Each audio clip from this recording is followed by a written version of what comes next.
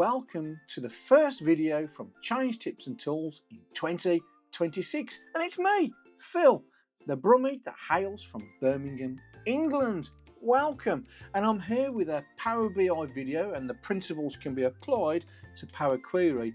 And it's every problem that we all face. It's a new year and potentially your folder locations change or your source file name changes, and you've got that nightmare of updating your Power BI dashboards or your Power Queries. Well, don't worry, I've got you covered, and I'm going to show you how to do it quickly and efficiently without any fuss. Let's do this.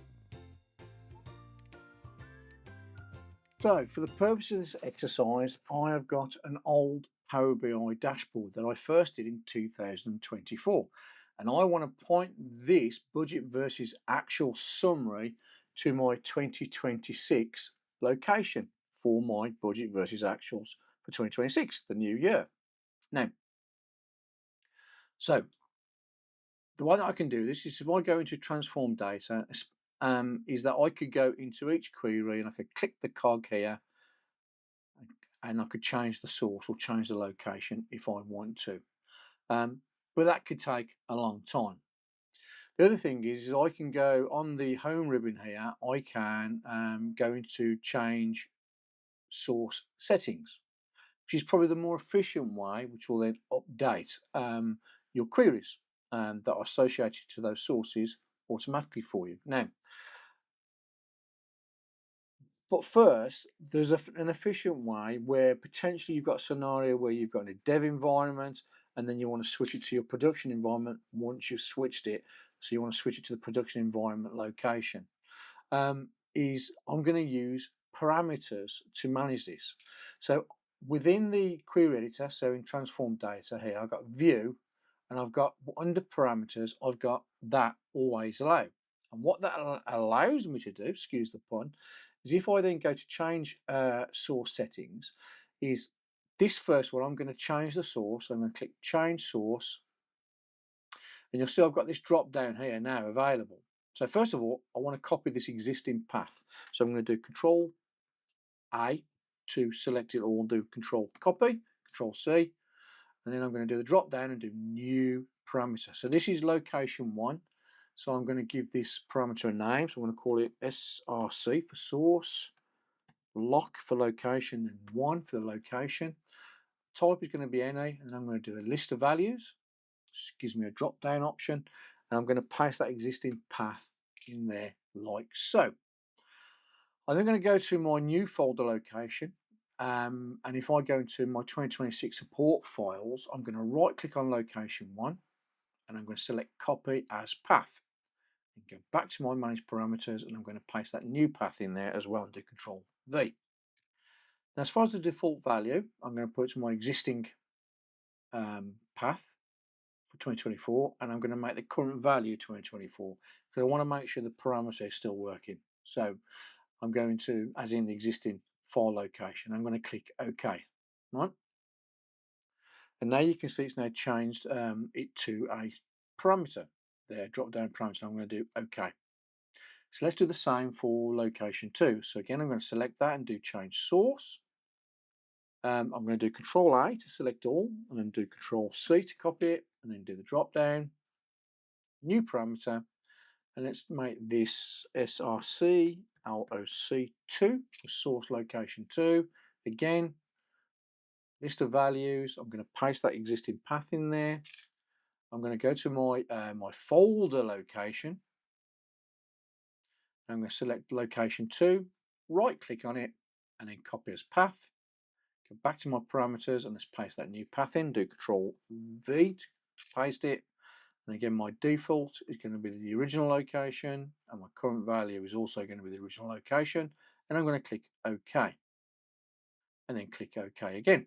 Now you can see these haven't changed as far as the paths because we're using the current location. So finally, on my budget data, I'm going to do change source. And again, I'm going to do Control A to select all and do Control Copy. I'm going to do the drop down, new parameter, and let's call this SRC budget. Again, list of values. Let's paste that in there and do Control V. Let's go back to my folder location, and I'm going to get some materials, and there's my new budget static data there. So I'm going to right click on that and do copy as path on that Excel file. Go back to my parameters and then paste that in, Control V. Default value, I'm going to set it to the original path again. And the current value, again, back to the original path and do OK. And then click OK again. So now that I've done that and pointed them to the parameter, I can click close. And if I do close and apply, it'll then refresh the data. Now nothing should change because I'm still pointed to the original 2024 data location. Now watch this. If I go to transform data and I do edit parameters, for example, I can now go here and change the drop down, or I can go into transform data, yeah, and I can go into here again and I can do manage my parameters, where I get this view. So I can take the source location 1, and here current value, I can change that to the new location. And again, source location 2, I can change that to the new location, do OK. Or if I do edit parameters like so, get this list again. So let's change that last one to the drop down. And obviously, if I go into manage parameters, I can add more options in my drop down. If I click OK, to close and apply,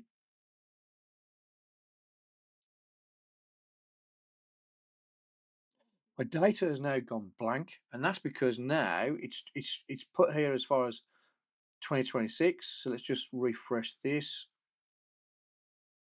Yeah, but let's make that January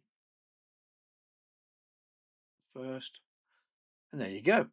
I've now got my 2026 data, and I've not had to change loads of queries. I've just changed the data source, and I can flip this between my original 2024 data or to my 2026 data, which is priceless when you're trying to test stuff in a dev environment and then put it into a production environment.